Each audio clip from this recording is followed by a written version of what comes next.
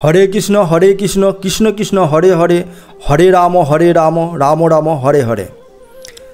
समस्त प्रभुप्रेमी যারা আমার কানা গোপালকে প্রেম করেন, যারা নিজের বাড়িতে লাড্ডু গোপালের পূজা করেন, সমস্ত সনাতনীদের জন্য খুবই মঙ্গলময় সময় আসতে চলেছে।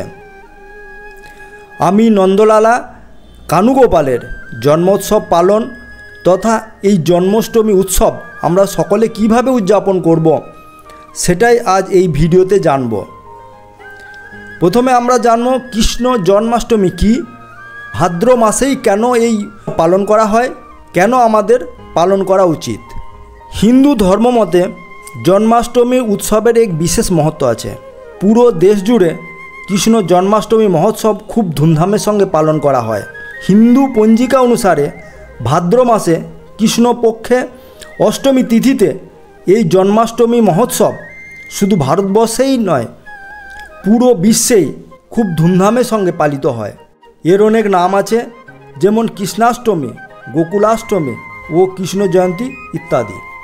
এই দিন ভগবান বিষ্ণু কৃষ্ণ রূপে পৃথিবীতে অবতার নিয়েছিলেন, তাই এই দিন কৃষ্ণ জন্ম মহোৎসব রূপে পুরো দেশ জুড়েই পালন করা হয়। বিশেষ করে মথুরা ও বৃন্দাবনে কৃষ্ণ জন্মাষ্টমীর অন্য রং রূপে পূজা ও পালিত হয়। দেশের বিভিন্ন প্রান্ত থেকে ভক্তরা সেখানে এই উৎসবে সামিল হন। 2-3 দিন ব্যাপী সেখানে এই মহোৎসব খুব জাঁকজমকভাবেই পালিত হয়। আসুন আমরা এখন জানব বর্ষ 2024 কৃষ্ণ জন্মাষ্টমী কবে পালন করা হবে, 26শে আগস্ট না 27শে আগস্ট। শাস্ত্র অনুসারে ভগবান কৃষ্ণের জন্ম 5251 সাল পূর্বে এই ভাদ্র মাসেই কৃষ্ণপক্ষের অষ্টমী তিথিতে রোহিণী নক্ষত্রে মধ্যরাত্রিতে মথুরায় কংসের কারাগারে মাতা দেবকীনন্দনের জন্ম হয়। তাই এই মথুরায় কৃষ্ণ জন্মাষ্টমী খুব বিশেষ ধুমধামের সঙ্গে উদযাপিত হয়। শ্রীকৃষ্ণ জন্মাষ্টমী সাল 2024। অষ্টমী তিথি আরম্ভ 26 আগস্ট সোমবার ভোর 3:39 থেকে। অষ্টমী তিথি সমাপ্ত 27 আগস্ট মঙ্গলবার ভোর 2:19 পর্যন্ত। ভারত ও বাংলাদেশে এই কৃষ্ণ জন্মাষ্টমী 26 আগস্ট রাত্রি 12টার পর পালন করা হবে। জন্মাষ্টমীর দিন ভক্তরা সারাদিন উপবাস রাখে এবং রাত্রিতে ভগবান শ্রীকৃষ্ণের পূজা করেন। ভগবানকে দই, হলদি, ঘি, গঙ্গা জল দিয়ে স্নান করানো হয় এবং খুব খুশির সঙ্গে দোলনায় বালগোপালকে দোলানো হয়। অষ্টমীর শুভ সময়ে গীতা পাঠ ও শ্রবণ করা হয়। ভগবত মহাপুরাণ পাঠ ও কথা শ্রবণ করা হয়। কথিত আছে এই দিন হরে কৃষ্ণ মন্ত্র জপ করলে, ভক্তিভাবের সঙ্গে কৃষ্ণ ভগবানের পূজা অর্চনা করলে সংসারে জরা ও মৃত্যুর থেকে মুক্তি লাভ হয় এবং শ্রী বিষ্ণুর বৈকুণ্ঠ ধাম প্রাপ্ত হয়। এই 2024 বর্ষে সেই সমস্ত শুভযোগ রয়েছে যা দ্বাপর যুগে কৃষ্ণ ভগবান জন্মের সময় ছিল। এখন আমরা জানব যাদের বাড়িতে লাড্ডু গোপালের নিত্য সেবা হয় তারা সেই দিন কিভাবে পূজা করবেন বা এই জন্মাষ্টমী পালন করবেন। কৃষ্ণ জন্মাষ্টমীর একদিন আগে থেকেই ভক্তরা উপবাস শুরু করেন তথা সপ্তমীর দিন থেকেই সাত্ত্বিক আহার সকলে গ্রহণ করা উচিত, অর্থাৎ আমিষ বর্জনের সাথে সাথেই পেঁয়াজ, রসুন তথা বেগুন ও মূলির আহার ত্যাগ করা উচিত।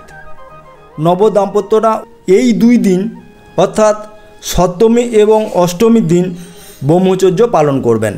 জন্মাষ্টমীর দিন ঘুম থেকে তাড়াতাড়ি উঠে সূর্যোদয়ের আগে স্নানাদি সেরে ফলাহার বা জলাহার ব্রতের সংকল্প করুন।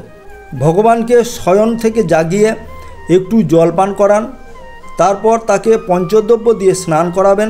পঞ্চদ্রব্যে কী কী রাখবেন? পঞ্চদ্রব্যে কাঁচা গাই দুধ, চন্দন, ঘি, মধু ও গঙ্গাজল রাখুন। যদি কারোর বাড়িতে সবগুলি দ্রব্য না থাকে তাহলে বাড়িতে যেগুলি থাকবে সেগুলি দিয়েই লাড্ডু গোপাল স্নান করাবেন। সঙ্গে তুলসী পাতা অবশ্য রাখবেন। দেখুন, আমাদের জন্মদিনে তো আমরা নতুন জামাকাপড় পরি, তাই সেই দিন বালগোপালকে নতুন বস্ত্র পরাবেন এবং খুব ভালো করে শৃঙ্গার করিয়ে দেবেন। তারপর লাড্ডু গোপালকে প্রতিদিনের মতো ভোগ লাগাবেন একটু সুজির হালুয়া, ক্ষীর, তালের লুচি, বিভিন্ন রকমের সন্দেশ, মিষ্টান্ন, সঙ্গে অবশ্যই মাখন ও মিষ্টি রাখবেন, কারণ মাখন লাড্ডু গোপালের খুবই প্রিয়। তাছাড়া ফল মূল ইত্যাদির সঙ্গে আপনার মনের যা ইচ্ছা সেগুলি দিয়ে সুন্দরভাবে সাজিয়ে লাড্ডু গোপালের ভোগ লাগাবেন। পারলে রজনীগন্ধা ফুলের মালা পরিয়ে দেবেন বা যে কোনো মালা দিয়ে সাজিয়ে দেবেন। প্রতিদিনের মতো শুদ্ধি জপ, মন্ত্র জপ যা যা করেন সেগুলি করবেন। সম্ভব হলে ব্রাহ্মণ দিয়ে ভগবানের পূজা করিয়ে নেবেন। এবার জানব যাদের বাড়িতে বালগোপালের নিত্য সেবা হয় না তারা জন্মাষ্টমীর দিন কীভাবে পূজা ও ব্রত করবেন। কৃষ্ণ জন্মাষ্টমীর দিন আগে থেকেই ভক্তরা উপবাস করেন, তাই জন্মাষ্টমীর দিন ঘুম থেকে তাড়াতাড়ি উঠে সকাল সকাল স্নানাদি সেরে নেবেন। জল বা ফলাহার ব্রতের সংকল্প করবেন। সারাদিন ভগবান কৃষ্ণের ভক্তি ও গীতা পাঠ করলে ভালো হয়। ভগবানের নাম সংকীর্তন করবেন।